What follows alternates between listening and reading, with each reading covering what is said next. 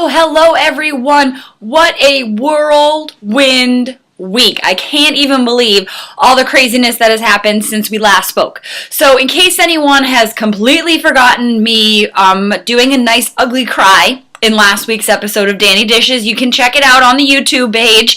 It actually got a lot of views, so apparently an ugly cry is the way to get people to tune on in. So I'm hoping to not do that so much this week.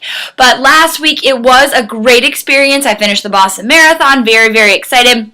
And so what I found was that I had actually had an influx in donations right around the time of the marathon. And so what I had done is actually gotten really close to the next milestone to be able to run in Nashville with the team, with Teddy's team, raising money for the American Stroke Association, of course. And so I decided on Tuesday that I was going to go to Nashville.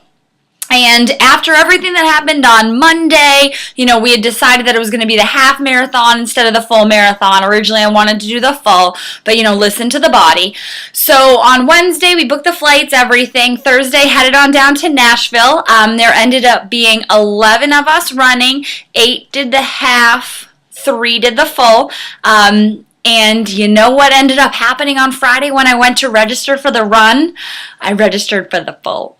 So they were the same price. And so in the rock and roll world, you can downgrade during a run. So if you're signed up for the marathon and you have to downgrade to the half marathon, that's okay. But you can't upgrade. So if I was signed up for the half marathon, feeling really good at the split, I would not technically be able to run the full. Obviously people do, but technically you're not supposed to. You're supposed to pay to have the marathon. So I thought, even if I wasn't feeling good, they were the same price, easier to downgrade in the middle.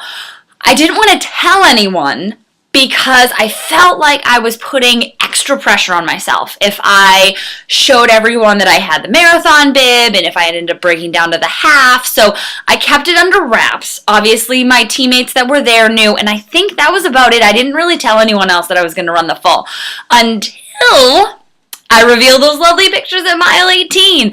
I figured since on Monday I had to go to 2 med tents by the time I hit mile 18, that if I had made it through 18 without going to a med tent, that I was going to be golden. But it was so much fun. So I ran with my teammate Dan for probably about a little under 18 miles. And so it was really nice to be able to chat and get to know him better while we were running. It was kind of funny because I obviously had Danny on my singlet and he had Dan. So that was kind of humorous running Dan and Danny together.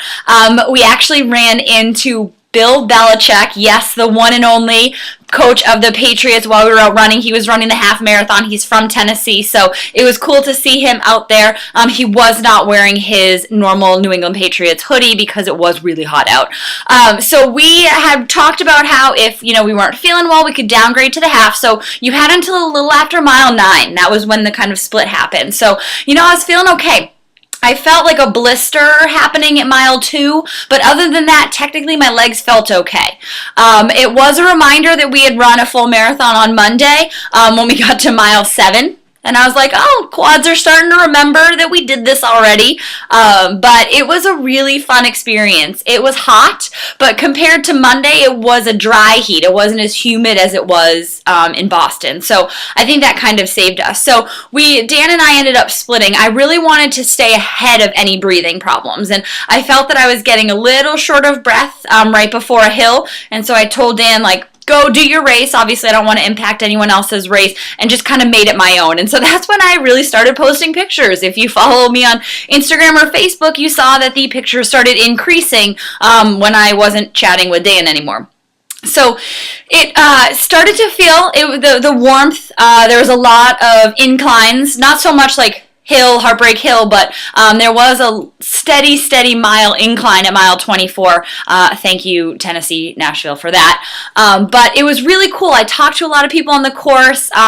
People were really supportive hearing that we had done Boston on Monday and we're running on Saturday. So it was all worth it when this baby came into my possession on Saturday. How pretty is this medal, huh? And so the other awesome thing was that I actually was really happy with my time. I don't think you can see it. It's engraved on there. I don't think you can see it. But 4:42 pretty darn happy with that after how Monday went. So I was ecstatic, and I really, the funny thing is, feel so much better now. It's so weird. On Tuesday, I was sore and achy and whatnot, and I woke up Sunday morning and I was like, let's go running again. So apparently the people that do this often are onto something, but I really felt awesome. My legs felt better. I did make sure all week long and during the weekend to wear my compression shorts all the time. Thank you, Zensa, and my compression socks. So I know that definitely had something to do with it. And of course, at the end of rock and roll, they have that lovely chocolate milk to refuel. So that hit the spot. But I really still can't believe that we actually did it. So 2 marathons, 5 days. This is from the person that never thought they would run 1 mile, let alone multiple miles in a row, let alone multiple races in a row, let alone what happened this past week. And I really was thinking about my grandparents, my stroke heroes, while it was going on. It was interesting because obviously in Nashville, people didn't necessarily know what Teddy's team was. We were wearing our singlets from Monday. But when I ran past someone, they were like, oh, it's cool, she's running for her grandparents. And I started tearing up a little bit. But it really reminded me why I was doing this and why I was promoting stroke awareness and helping the fight against stroke. So it was an amazing experience. I can't even wait to be able to write the blog post for it, but I wanted to give you a little sneak preview because I'm backed up on blog posts because I didn't bring my computer with me at all this week. But I am still fundraising for the American Stroke Association and Teddy's team. So if you have been following online, I have open registrations for the Strides Against Stroke virtual 5K. So I will put a link on this post to make sure you can sign up for that.